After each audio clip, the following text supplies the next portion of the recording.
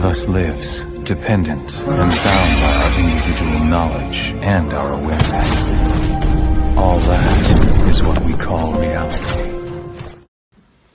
Assalamualaikum warahmatullahi wabarakatuh. Perkenalkan, saya Muhammad Abdul Latif, merupakan mahasiswa Sekolah Tinggi Ilmu Tarbiyah Sirojul Falah Bogor kelas 3B.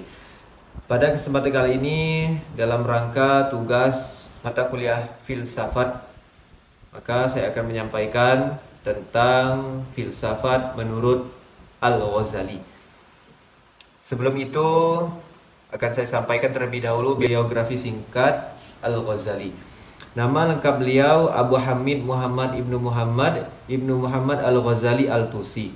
Beliau lahir di Al-Tusi, sekarang daerah Mesed, salah satu daerah Khurasan yang berada di wilayah Iran, tahun 450 Hijriah atau 1058 Masehi. Kemudian beliau wafat tahun 505 Hijriah atau bertepatan dengan 1111 Masehi dalam usia 55 tahun. Beliau berguru dengan Syekh Ahmad bin Muhammad Ar-Razakani yang merupakan orang tua asuh, kemudian berpindah belajar ke Jurjan untuk belajar kepada Imam Abi Nasr Al-Ismaili, kemudian berpindah lagi belajar ke Naisabur kepada Imam Diya Ad-Din Al-Juwaini, Imam Al-Haramain. Kemudian Al-Ghazali hidup di masa 3 khilafah. Yang pertama Al-Qaim bil Amrillah, yang kedua Al-Muqtadi, yang ketiga Al-Mustazir. Kemudian mazhab Al-Ghazali, mazhab fikihnya mengikuti Imam Asy-Syafi'i. Kemudian mazhab urusan kalam mengikuti Asy'ariyah.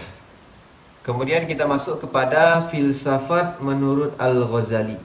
Al-Ghazali mengklaim dirinya sebagai orang muslim pertama yang memandang filsafat Yunani secara kritis.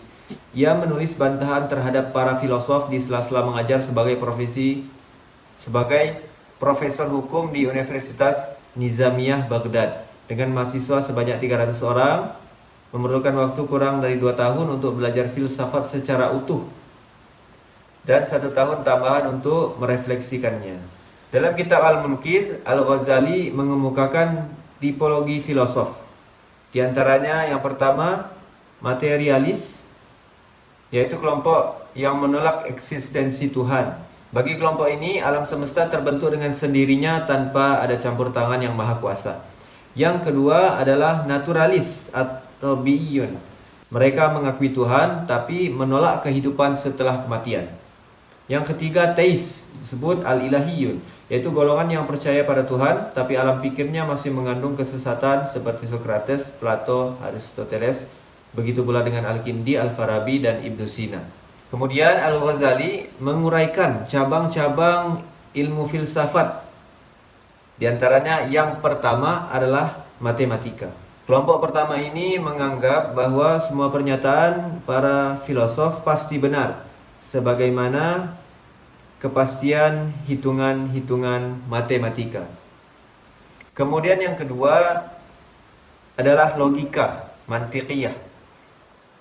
Al-Ghazali berada di kutub yang menganggap bahwa logika sebagai metode berpikir merupakan sesuatu yang universal. Kemudian yang ketiga adalah fisika, disebut sebagai tabi'iyah. Pada era Al-Ghazali, ilmu fisika membahas tentang alam semesta seperti langit, tata surya, dan unsur-unsur di bumi seperti air, api, udara, dan tanah. Tidak ketinggalan juga studi tentang perubahan benda material. Menurut Rafiq, Al-Ghazali menegaskan bahwa Islam juga tidak menolak ilmu fisika, kecuali dalam beberapa hal seperti kepastian hukum sebab akibat. Alasannya, alam semesta hanya tunduk kepada hukum Allah.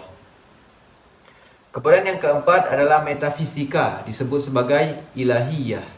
Menurut Al-Ghazali, kesalahan para filosof banyak terjadi pada bidang ini, terutama karena mereka gagal menerapkan metode silogisme. Pandangan Aristoteles terhadap bidang metafisika seperti digambarkan oleh Al-Farabi dan Ibnu Sina. Banyak kemiripan dalam Islam, tetapi ada 20 hal yang bermasalah dan 3 diantaranya layak membuat mereka dikafirkan, menganggap alam ini qadim. Tuhan tidak tahu hal-hal juz'iyat dan tidak meyakini kebangkitan jasmani pasca alam kubur. Yang kelima, politik, atau disebut dengan siyasiyah. Al-Ghazali tidak mempermasalahkan bidang politik ini. filosof terbiasa mendiskusikan persoalan administrasi pemerintahan.